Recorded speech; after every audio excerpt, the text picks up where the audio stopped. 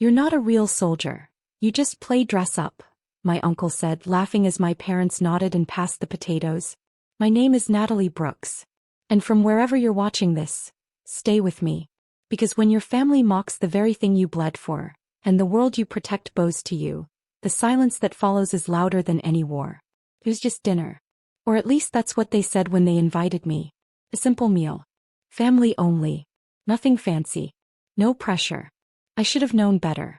I wore my uniform because I had just come from base. Still crisp. Still pressed.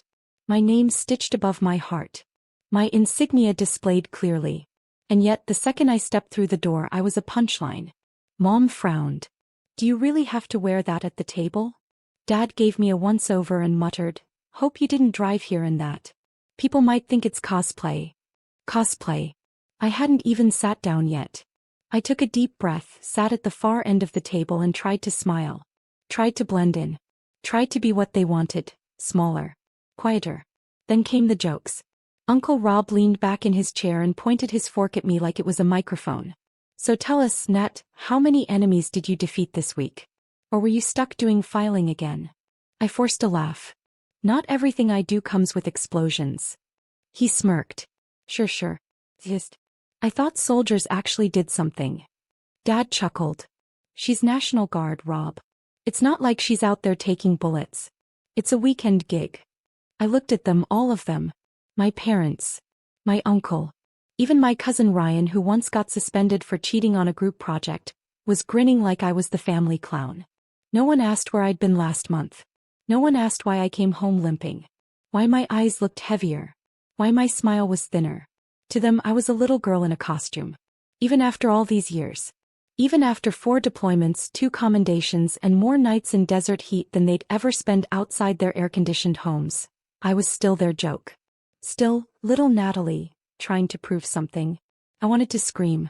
I wanted to throw my plate across the room and list every rank, every risk, every moment I thought I might die with their names still unspoken on my emergency contact form. But I didn't. I just cleared my plate, pushed back my chair, and said, thanks for dinner. Dad raised an eyebrow.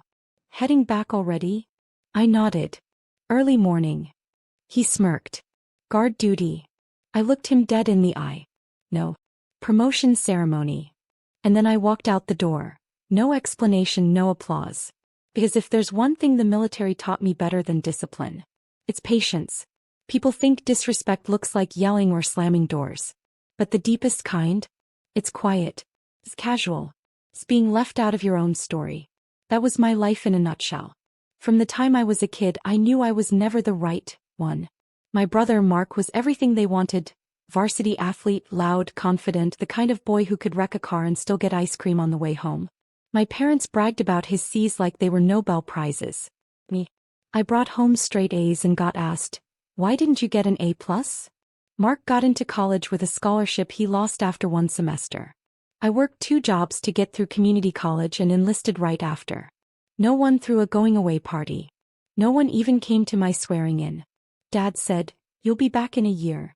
The army's not for girls who cry when they're tired. So I stopped crying. It got tough. Fast. Boot camp was the first place I'd ever been where being quiet wasn't a weakness. It was a weapon. I outlasted people twice my size. Kept my head down. I listened. I worked.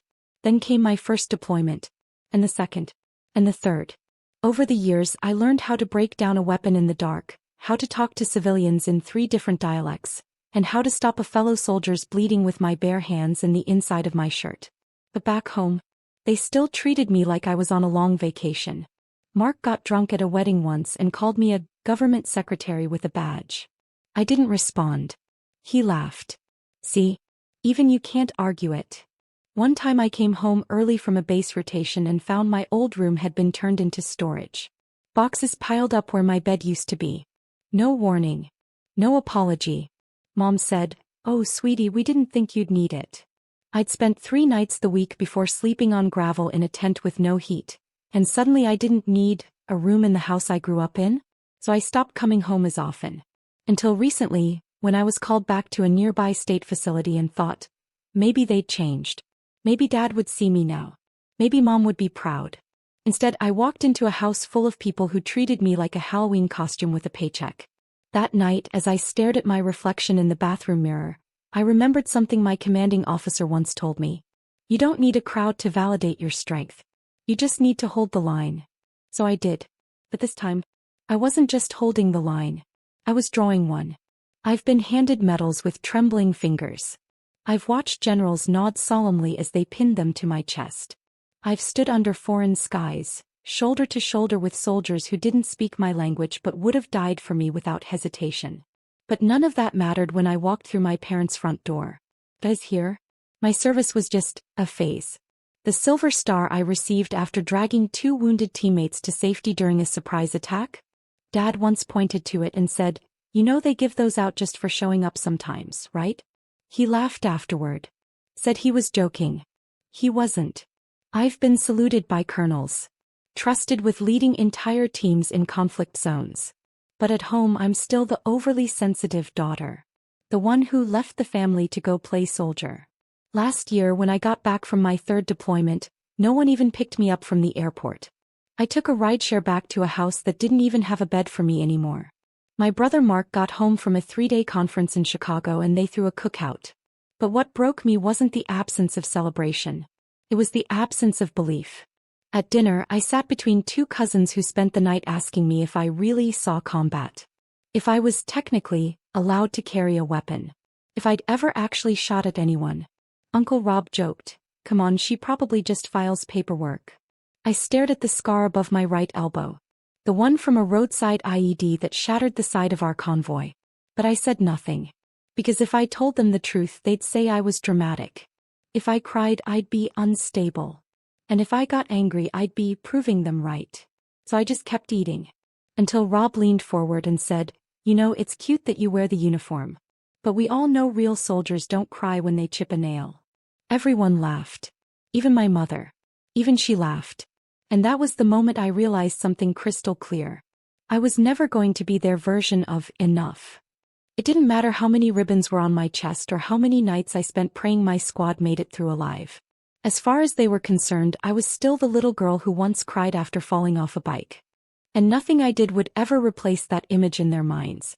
Not until they were forced to see it with their own eyes.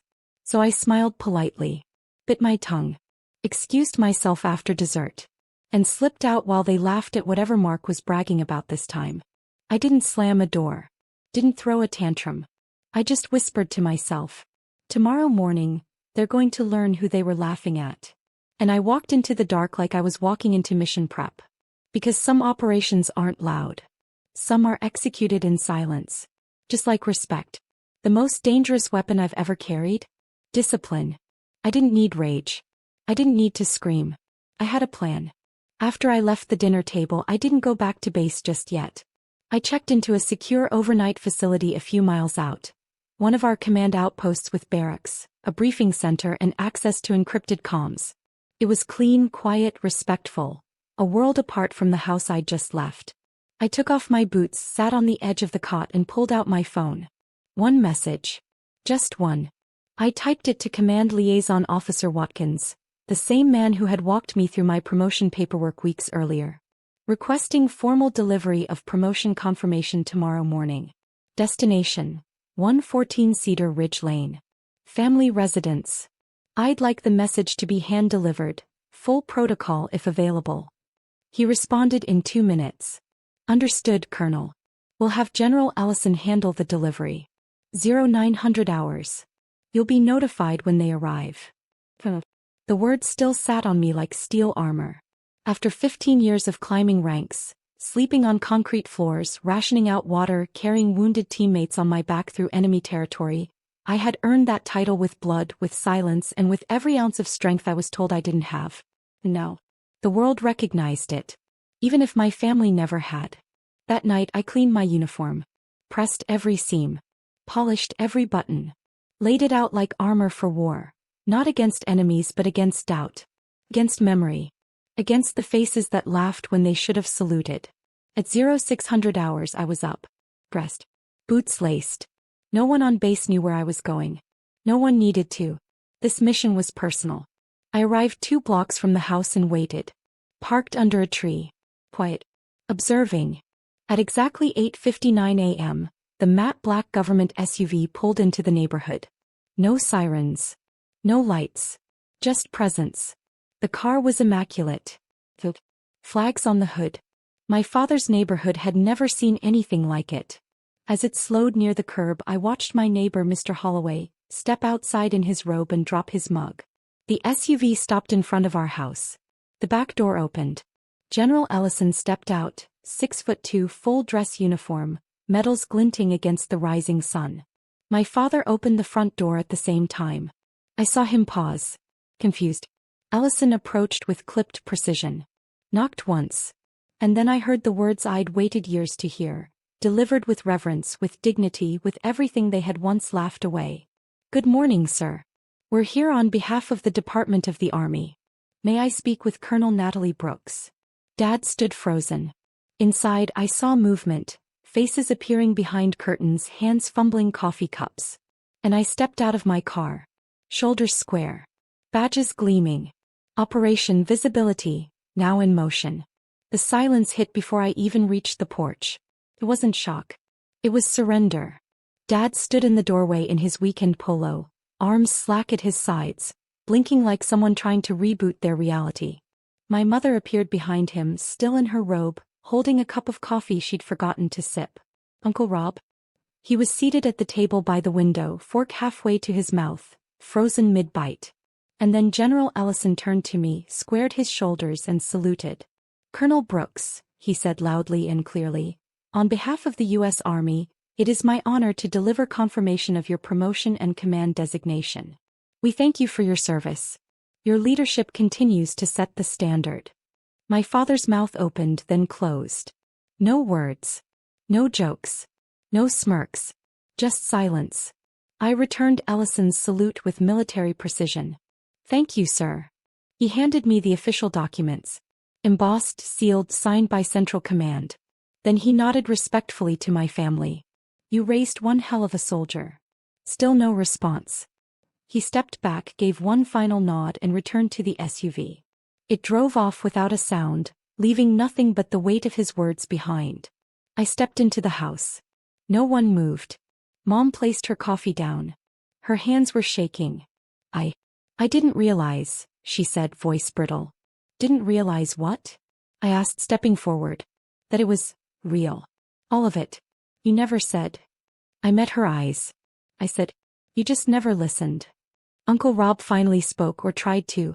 "Colonel, you're really—" I pulled the silver oak leaf insignia from my coat pocket and held it up, letting the morning sun bounce off it.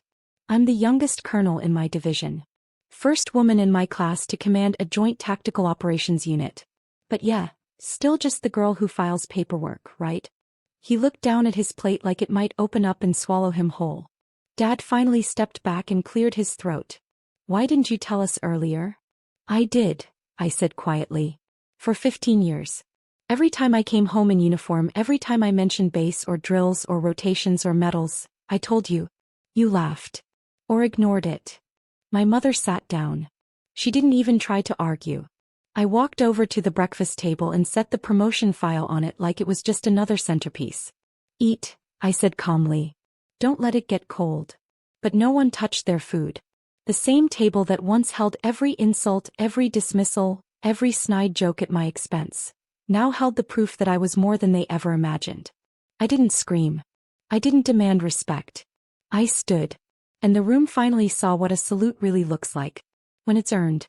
When people can't control you, they try to minimize you. That's what my family had done for years. Not with fists but with comments. Not with chains but with expectations small enough to suffocate. After I left that morning, they didn't follow. Didn't call. But that night my brother Mark messaged me. "Mark, heard about this ceremony. Guess you finally made something of that weekend job." I stared at my phone. Then turned it off. 2 days later, a package arrived at my base quarters, from my mom. Inside was a photo album titled, "Our Natalie." Baby pictures. Elementary awards. A note that said, "We're proud, we just didn't know how to show it." I didn't respond. Because here's the truth. When someone spends years stomping on your name, you don't owe them applause when they finally whisper it correctly. And suddenly things began unraveling, not for me but for them. A local military newsletter published my story after the promotion. My photo in full uniform standing tall beside Ellison appeared on the front page with the caption, "From dismissed to decorated, the rise of Colonel Brooks." Guess who subscribes to that newsletter? That's boss. Turns out the man who signed Dad's last raise and vacation approvals? A former officer. He reached out not to me but to the company board. Within a week Dad was reassigned. Translation: demoted. Turns out they don't like managers who disrespect national defense personnel. And my Uncle Rob? Even his church committee quietly asked him to step back from leadership due to inappropriate family remarks. He texted me too, "Can we talk? I think I messed up." I never answered. They weren't just facing shame. They were facing clarity. And clarity is cruel when it's overdue. I didn't lift a finger. Didn't post a thing. Didn't send the video. Didn't out anyone. All I did was show up in truth. That's the beauty of integrity. It doesn't shout. It waits. And when it finally steps into the room, liars lose their footing. At base, soldiers began calling me Colonel Ma'am, with a new kind of pride. My inbox flooded with young women asking how I stayed strong in a world that told me to shrink. I told every one of them the same thing. They may walk over your voice. But if you keep standing tall, eventually they trip over your name. Because the ones who buried me forgot. I was a seed. Respect doesn't look like flowers after the damage is done. It looks like presence when it mattered most. And my family? They were never present. Not for my ceremonies, not for my pain, and certainly not for my victories. But now that the world had finally seen me, they wanted to pretend they always had. It started with invitations. A dinner. A celebration in my honor. Hosted by my mom, catered, formal, even asked me to wear my dress uniform. I declined. Then came the apology messages. "Dad, maybe we were too hard on you. That generation gap, you know. Mom, we're learning. We see you now." I didn't respond. Because the same people who once mocked my ambition had suddenly remembered they were related to it. And then, the final turn. The base commander invited me to speak at a local high school as part of a military outreach initiative. I gave a short speech about resilience, about discipline, and about being overlooked. The local paper covered it. Guess who showed up unannounced? My mother. Sitting in the third row. Wearing a flag pin. She waited outside afterward, trying to act casual. "Nat," she said. "That was beautiful." I nodded. "Thank you. I didn't know you could speak like that. You never asked." She smiled awkwardly. "I wish we had seen this sooner." I looked her dead in the eye. "No, Mom. You saw it. You just didn't like how it made you feel." She blinked. "I made you uncomfortable because I reminded you of everything you never had the courage to become. And instead of growing with me, you tried to shrink me." Her mouth opened. "But I wasn't finished. You called me emotional when I cried, cold when I didn't. Loud when I stood up, weak when I stepped back. You told the world I was confused, when all I did was choose a path without your permission." Silence. I took a deep breath. "I forgive you. But I don't owe you access to who I've become." She nodded slowly. Her hands shook. She reached out for a hug. I stepped back. "This isn't rejection, Mom. It's boundaries." And I walked away. I wasn't angry anymore. Because growth had gifted me something they never had. Peace that doesn't beg for approval. At the base later that week, a young private stopped me in the corridor. "Ma'am," she said, eyes wide. "Your story's been going around. Everyone's talking about it." I smiled. Good stories travel. Bad ones echo. She laughed nervously. "I want to be like you one day." I looked her in the eye and said, "Be better. Start now. Know your worth before someone else tries to define it." Because true respect? It doesn't arrive with applause. It arrives when you walk into a room alone, and still stand like you own it. I returned to that house one final time.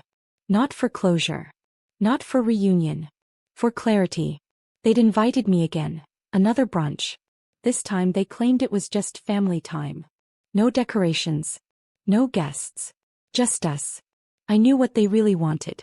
To rewrite the narrative. To sit across from me like nothing happened. Like the bruises to my spirit had faded with time and title. But I didn't come as a daughter hoping to be seen. I came as a woman who already knew who she was. I arrived in civilian clothes. No medals. No boots. Just me. Mark answered the door, smug as ever. "Colonel," he said sarcastically. "Or is it Judge now?" I didn't blink. "Still outrank you either way." He chuckled. "Touché." The table was already set. Mom had made my favorite: blueberry pancakes, turkey sausage, everything arranged like a peace offering. Dad poured orange juice like it was a ceremony. I sat. For a second no one said anything. Then Mom spoke. "We've been thinking, maybe it's time we take a family trip. Reconnect." Dad added, "And now that you've got the resources, we thought." I put my fork down. Swiftly. Carefully. And reached into my bag. Pulled out a thick folder. "What's this?" Mark asked. "Receipts," I said. "For every missed birthday. Every insult. Every dismissal." They looked confused. I opened it. Inside were photos from deployments, copies of citations, letters of commendation, even a newspaper clipping of Dad's demotion story. The headlines didn't lie. "You want to reconnect?" I asked. "Start here. Read every word." Dad looked furious. "Why bring this up now?" "Because this is who I am. And this," I gestured to the table, "is who you pretended I was." Mom's hands trembled. "We just didn't know how to say sorry." I nodded. "You don't have to." I stood up. "You were right," I said. "I'm not a soldier. Not just. I'm a strategist. A leader. A woman who became everything you said she couldn't be." Mark scoffed. "So this is about revenge?" "No," I said, grabbing my bag. "This is about memory. I just didn't want you rewriting mine." They sat frozen. I looked around the table. Plates full. Steam rising. But no one touched their breakfast. No one dared. I reached the door. Paused. Then turned back and said, "The next time someone like me walks into your life, don't wait for a uniform to see their value. Because some of us wear armor long before we ever put it on." Then I walked out. No medals. No noise. Just power. Real power. The kind you carry in your spine, in your silence, in your refusal to ever shrink again. That morning they didn't just lose a daughter. They lost the version of me who once begged for their love. And I finally sat down to a meal where I was at the head of the table. My table. My terms. My story.